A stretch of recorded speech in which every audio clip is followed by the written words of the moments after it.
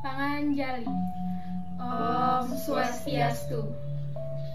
Perkenalkan, kami dari kelompok 3. Kami akan mengedukasi salah satu masyarakat yang menjual atau memproduksi jaja khas Bali, yaitu tape ketan serta jajo uli.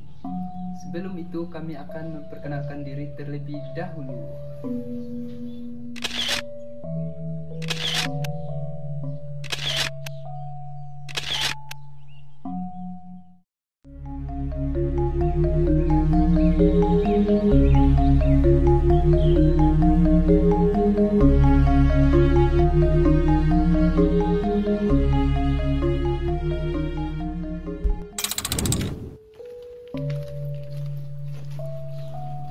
Permisi. Om Swastiastu. Swastiastu. Bu, ini kayak sama Gus yang mau edukasi itu ya? Iya. Oh iya, mari. Silakan, silakan.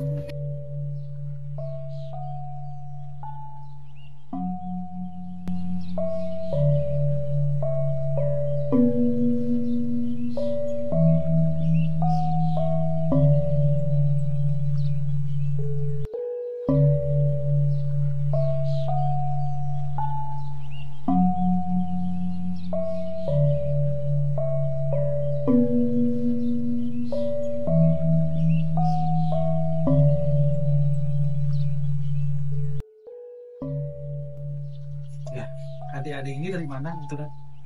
Boleh tahu ya asal kampusnya? Oh ya, kami dari Universitas Jayapura, Bapak. Kebetulan perkenalkan juga, nama saya Dayu, Saya Linda. saya Dia. Saya Atul, sama saya Gus Bayu ya. Oke, saya Pak Romat sini. Tunggu dulu ya, saya mau siapkan cemilan dulu. Oh iya, Boleh ya? boleh. Ya, tunggu dulu ya. Terima kasih. Ya.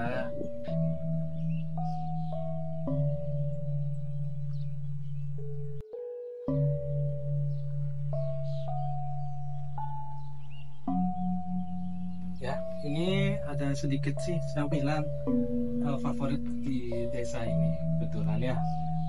Makasih Bapak. Kalau boleh tahu ini nama jajanannya apa ya? Ini kalau di sini dibilangnya tapi sih kalau yang ini. Ada- Kalau yang ini tuh tape atau kalau yang ini jajo uli. Jadi kedua-duanya itu sama-sama dibuat dari ketan, tapi cara pembuatannya itu beda. Kalau jajo uli itu dibuatnya itu dicampur sama kelapa, pertan kelapa, tapi dikukus. Sedangkan kalau tape ini kita campurin pakai ragi lalu difermentasi berminggu gitu. Nah, iya tuh benar. Jadi untuk tape dengan jajo uli ini biasanya kita gunakan di sini sebagai pelengkap untuk prasarana untuk upacara yang ada di Bali. Jadi orang-orang Bali ini sering banget konsumsi tape itu untuk melancarkan persediaan mereka, tapi dikonsumsinya secara bijak. Oh iya, tape ini juga sering diolah menjadi berbagai makanan atau minuman seperti contohnya itu es tape, kolak ataupun makanan tradisional di Bali. Wah, enak sekali ya. Iya tuh benar. Mungkin sekiranya Bapak tahu apa aja sih kandungan dari tape tersebut? Saya tahunya sih ada kandungan alkohol ya sedikit. Oh ya, benar sekali Bapak. Nah, tape ini mengandung gula alami dari fermentasi. Nah, kalau dikonsumsi itu dalam jumlah wajar, bisa menjadi sumber energi yang baik. Tapi kalau berlebihan itu bisa menjadi masalah kesehatan. Berarti ada batasannya dalam mengkonsumsi tape. Saya pikir semakin banyak makan tape itu semakin baik manfaatnya. Benar atau mungkin Bapak lagi mungkin tahu apa saja sih efek samping jika kita mengonsumsi tape secara berlebihan? Saya pernah sih kebanyakan kayaknya itu agak sakit kepala deh. Iya benar Efeknya Bapak. yang saya rasakan. Ya, jadi kalau kita mengonsumsi tape terlalu banyak, itu mungkin akan menimbulkan efek samping seperti perut tidak nyaman, mual, terus juga bahkan sampai pusing kepalanya karena kandungan alkohol dari fermentasi. Jadi jika semakin banyak tape yang dikonsumsi juga, maka semakin meningkat juga alkohol yang ada dalam tubuh. Oke, jadi kan tadi sudah menjelaskan sedikit mengenai dampak dari tape ya Pak ya. Iya ya. Jadi apa yang tadi dibilang sama Dayu itu benar. Kalau tape itu kalau misalnya dikonsumsi dengan bijak itu nggak akan menyebabkan dampaknya negatif. Tetapi kalau misalnya kita konsumsi secara berlebihan, itu dapat membuat pusing, mual, bahkan diare sekalipun. Nah, saran dari kita itu Bapak kan nanti sebagai penjual dan sebagai pembuat, mungkin nanti Bapak bisa menjaga kebersihan dalam pembuatan tape atau jaja ulinya, lalu menyimpan jaja uli serta tapenya di tempat yang bagus dengan suhu yang teratur. Lalu itu Bapak nanti sebagai penjual atau pendistribusian tape atau jaja uli ini bisa juga menjadi edukator kepada konsumen-konsumen yang membeli Bapak. Bapak bisa memberitahu kepada konsumen-konsumen untuk lebih mengatur pola makan dalam mengonsumsi tape ataupun jaja uli tersebut agar tidak berdampak negatif bagi tubuh Bapak. Berarti kesimpulannya tape ini baik untuk kesehatan, asal tidak dikonsumsi secara berlebihan dan disimpan dengan cara yang benar ya. Iya benar.